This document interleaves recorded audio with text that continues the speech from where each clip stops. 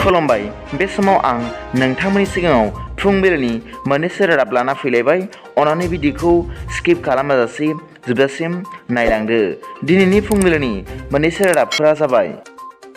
गिबि रादाबाव दं चकलेट जानानै सासे 8 बोसोरनि हौवासाया जिउ गारांदों।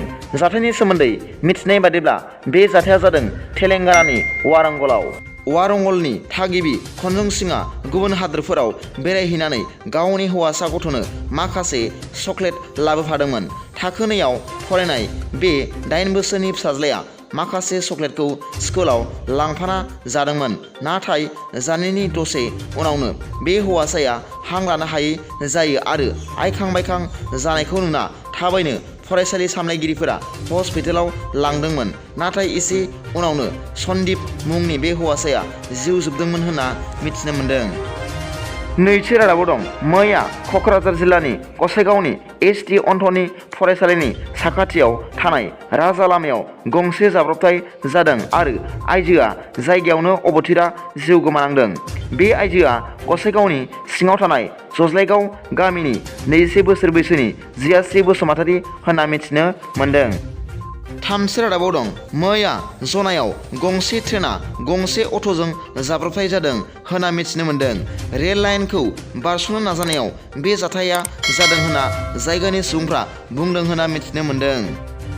ब्रैथि रादाबाव दं अल इन्डिया अन्थाइगोरा बड'सा भलिबल गल्ड काप चेम्पियनशिप 2023 नि बानजाय आफादखौ दाफुंबाय।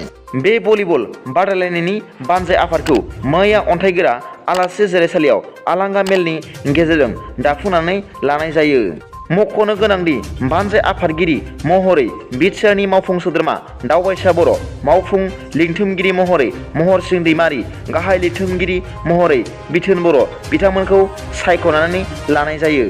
बेजों लोगोसेनो बे भलिबल बादायलायनायखौ उदालगुरि जिल्लानि सिङाव थानाय खाग्राबारि जनता गोजौ आरो गेजेर फरायसालि गेलेग्रा फोथाराव 2023 मायथाइनि जानुवारि 7-8-9 खालाराव आगुनि बादिनो खुंफुंनो थि खालामनाय जादों।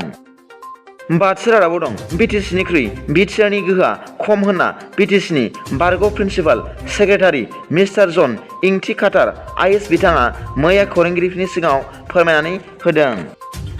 दथि रादाबाव दं दुखुनांथाव खौरां बरपेटा जिल्लानि बरसिमला गामिनि बिफा फुकन बर'नि आंगो फिसाज्ला सानसुमा बर' सालबारि फरायसालिमायाव फरायफुबाय थानाय फरायसा किक बक्सिं गेलेगिरि बिथाङा निउ दिल्लीनिफ्राय चन्डीगढ़सिम फैबाय थानाय समाव सिनाय मोनै दुथाङा बिनि बेगखौ खावदों होनना मिथिनो मोन्दों।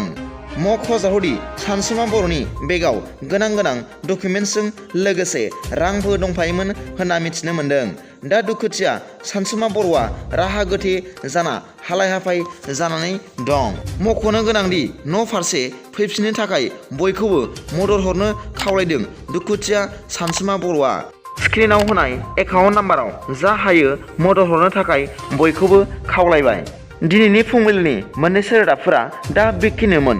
भिडिअखौ मोजां मोनदोंब्ला अन्नानै लाइक आरो साबस्क्राइब खालामनो दाबाव आरो बेल आइकनावबो थुनानै ला, जाहाथे आं गोदान निउस आपडेट लानानै फैयोब्ला नोंथांनियाव सिगांग्रो नटिफिकेसन सौहैयो। गाबोननि फुंबिलिनि रादाबाव नोंथांमोनखौ आंनि चेनेलाव गोसो गोथारै बरायहरनाय जाबाय। गोजोन्थों। जै बर' हारिनि जै।